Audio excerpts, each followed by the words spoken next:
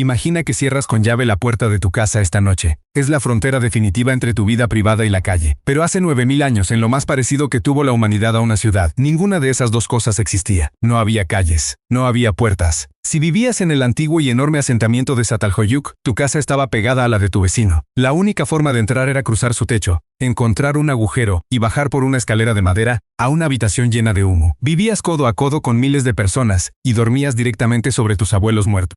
Esta es la historia de lo que ocurre cuando los seres humanos intentan, por primera vez, vivir en una enorme aglomeración, mucho antes de que se inventara el concepto de espacio personal.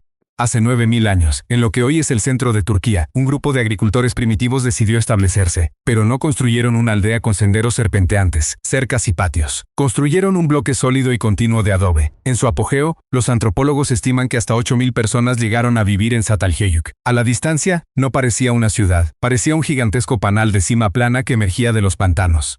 Al no haber callejones ni caminos, el nivel del suelo estaba completamente sellado. Toda la vida pública del asentamiento transcurría en las alturas. El techo era la calle, era la plaza, era el espacio de trabajo. Al despertar por la mañana para salir de casa subías por una escalera, salías al techo y caminabas sobre las azoteas de 10 o 20 familias solo para llegar al borde del asentamiento. Imagina transportar tus herramientas, tu leña y tu basura sobre el techo de la sala de tu vecino, día tras día.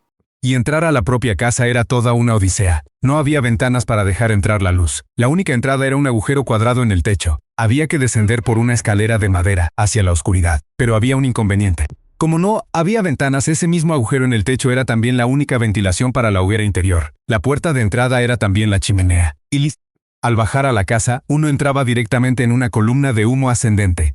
Sabemos con exactitud el efecto que esto tenía en sus cuerpos. Los bioarqueólogos han examinado los esqueletos de los habitantes y han encontrado depósitos de hollín oscuro y carbonizado recubriendo el interior de sus costillas. Respiraron un denso humo de leña durante toda su vida, asfixiándose lentamente a cambio de un refugio.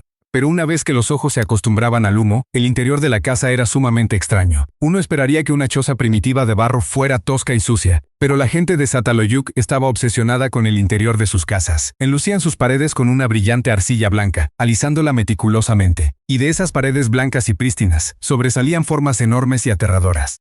Incrustaban los cráneos y cuernos reales de enormes toros salvajes, llamados uros, directamente en la arquitectura. A veces, una sola habitación podía tener varios pares de cuernos sobresaliendo de las paredes y los bancos, observando en silencio bajo la luz parpadeante del fuego. Pero lo más extraño de la casa no estaba en las paredes, estaba bajo los pies. El espacio era tan limitado, y el vínculo familiar tan intenso, que no había cementerios exteriores. Cuando un familiar moría, era atado firmemente en posición fetal. Luego, la familia cavaba un hoyo en el piso de la casa, colocaba el cuerpo y volvía a sellarlo con barro. Y no los enterraban en cualquier parte. Lo hacían específicamente bajo las plataformas elevadas de arcilla donde dormía la familia. Cada noche, uno se acostaba sobre una estera delgada, separado de los cuerpos en descomposición de sus ancestros por apenas unos centímetros de barro endurecido. En algunas casas, los arqueólogos han encontrado hasta 60 cuerpos sepultados bajo un mismo piso. A veces, años después la familia volvía a excavar, extraía el cráneo de un ancestro querido, le modelaba un nuevo rostro con yeso y lo pasaba de mano en mano durante eventos especiales. La frontera entre los vivos y los muertos simplemente no existía.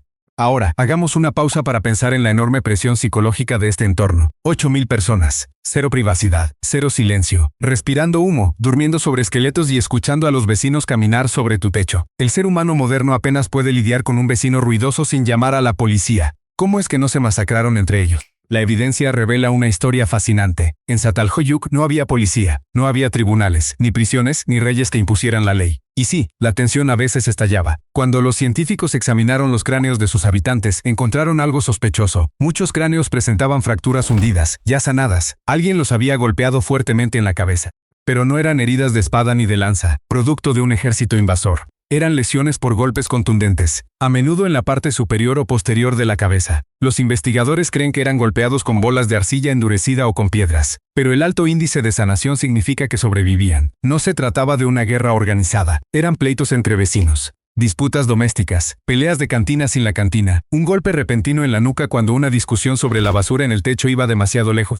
Sin embargo, a pesar de los golpes ocasionales en la cabeza, la sociedad se mantuvo unida durante más de 1000 años, y lo logró a través de un sistema radical de igualdad. Los historiadores debaten si a Çatalhöyük se le puede siquiera considerar una verdadera ciudad, porque carecía de algo que hoy creemos indispensable, un líder. Cuando los arqueólogos excavan ciudades antiguas posteriores en Egipto o Mesopotamia, de inmediato encuentran palacios. Encuentran templos enormes, encuentran barrios ricos con casonas y barrios pobres con casas diminutas.